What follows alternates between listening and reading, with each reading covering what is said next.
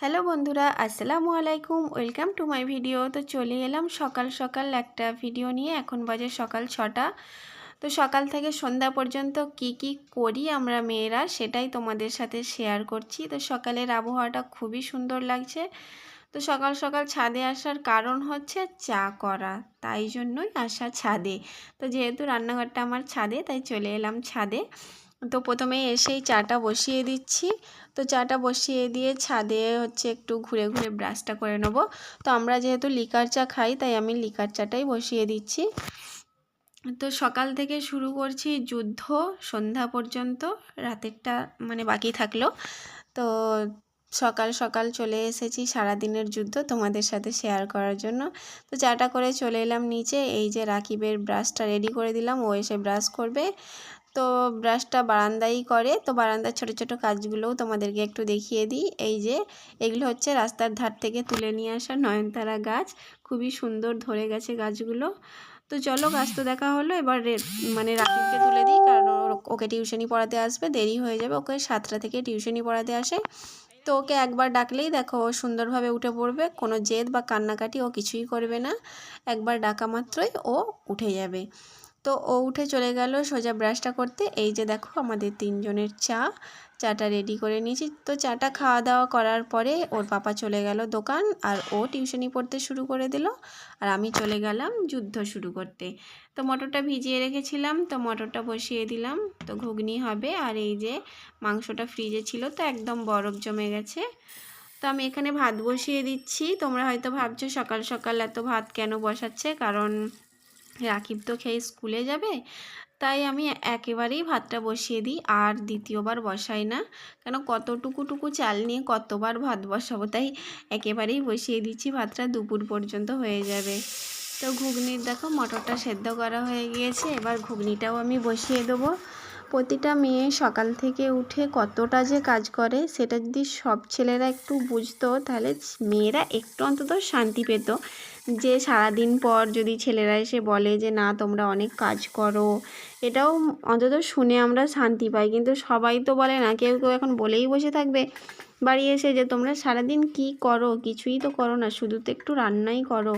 কিন্তু জানে না যে মেয়েরা বাড়িতে থাকলে মেয়েদের রান্না করা, বাসন মাজা, কাপড় ধোয়া, তারপরে ছেলেকে রেডি করা, ছেলেকে নিয়ে যাওয়া, ঘর গোছানো, অনেক ধরনের কাজ থাকে, সেগুলো সবই মেয়েদেরকেই সামলাতে হয়, ছেলেরা কিন্তু কিছুই করে না।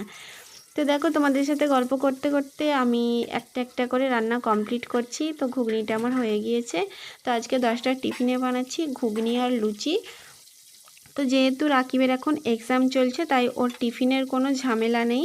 কিন্তু এক্সাম চলছে মানে আমার একটু কষ্ট হয়, কারণ ওকে দিয়েও আসতে হয়, আবার যেহেতু 2টোর সময় ছুটি হয়, তাই আমাকে নিয়েও আসতে হয়। আর এমনি যখন স্কুলে থাকে ওর পাপা ওকে 3-3:30টার সময় ছুটি হয়, ওর পাপাই নিয়ে আসে, আমি নিয়ে আসি না। যেহেতু এক্সাম চলছে আমাকেই ছুটতে হচ্ছে। তো আমি রান্না করতে করতে বাসনটাও মেজে নিলাম। তারপরে এইখানে দেখো ময়দাটাও মেখে নিয়েছি লুচি করার জন্য। আর এইখানে আমি ঢেঁড়স আর আলুটাও ভেজে নিচ্ছি। তার মধ্যেই রাকিব চলে এসেছে গোসল করতে স্কুলে যাওয়ার জন্য। ও একটু আগেই গোসল করে নিয়ে আবার টিউশনি পড়ে, তারপরে আমরা 9:30টার দিক করে স্কুল যাওয়ার জন্য বেরোই। তারপরে দেখো ওকে গোসল করানোর পরে আমার কাপড়টাও কাচা হয়ে গিয়েছে। তো আমি চলে এলাম লুচিটা ভেজে নিতে, কারণ অলরেডি 9টা বেজে গিয়েছে, তাই আমি তাড়াহুড়ো করে লুচিটাও ভেজে নেব। তো কত যে তাড়াহুড়ো করে সকালের কাজগুলো কমপ্লিট করতে হয়। তো চলো, তো লুচিটা তো হয়ে গেল, এবার চলে গেলাম নিচে। তো ঘুগনিটা আমি টিফিনে নিয়ে নিচ্ছি। এই টিফিনটা প্যাক করা হচ্ছে ওর পাপার জন্য। আর ওর পাপার দোকানে একটা খুব বাচ্চাও নয় খুব বড়ও নয়, একটা ছেলে দোকানে কাজ করে, তার জন্য টিফিন আমি বাড়ি থেকেই নিয়ে যাই। তো ওদের টিফিনগুলো রেডি হয়ে যাবার পরে আমি রাকিবের ভাতটা ওকে খাইয়ে দিয়ে ওকে রেডি করে দেবো। তো চলো, ওকে ভাতটা খাইয়ে দিয়ে ওকে রেডি করে দিলাম, এবার যাই স্কুলের পথে।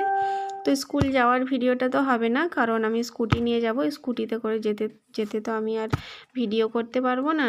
দেখো ওয়েদারটা খুবই খারাপ, খুবই মেঘ করে রয়েছে, কখন যে বৃষ্টি আসবে। তো দেখো চলে গেলাম তারপরে রাকিবকে নিয়ে স্কুলে। ওকে স্কুলে উঠিয়ে দিয়েই আমাকে আবার দৌড়ে চলে যেতে হবে বাড়ি। তো চলে গেল স্কুলে, তারপরে আমি চলে এলাম বাড়ি। তো এখন বাজে প্রায় 12টা। তো আমি একটু আগেই ওকে দিয়ে এসেছিলাম, ওর পাপার দোকানে একটু বসে গল্প করছিলাম, তাই একটু দেরি হয়ে গেল। তো পুরোপুরি রান্না তো কমপ্লিট হয়েছিল না, মাংসটা বাকি ছিল, তাই বাড়ি এসে মাংসটা আমি রান্না করে নিলাম। তারপরে দেখো মাংসটা রান্না হয়ে গিয়েছে। আর রান্না করতে করতে তো মানে রান্নাঘরের অবস্থা যে কতটা খারাপ হয় সেটা না মানে দেখালে তো বুঝতে পারবে না, কিন্তু দেখানোর সময় পেলাম না। তো রান্না করতে করতে রান্নাঘরের অবস্থাগুলো ভালো করার জন্য আমি প্রতিদিনই এইভাবে রান্নাঘরটা পরিষ্কার করে দিই।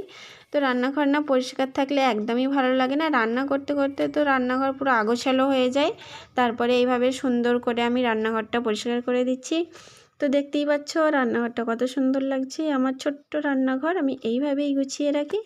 তো তারপরে আমি গোসল করে চলে এলাম, কারণ আমাকে রাকিবকে আনতে যেতে হবে। এখন বাজে 1টা। তো চলো আমি চলে যাচ্ছি রুমে, যেহেতু মেঘলা করে রয়েছে তাই কাপড়গুলো আমি তুলে দিয়েই যাচ্ছি।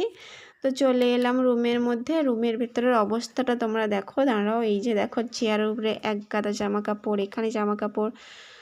তো তারপরে আমি চলে যাচ্ছি আবার রাকিবকে আনতে, মায়েদের ওখান থেকে স্কুটিটা নিয়ে চলে যাব।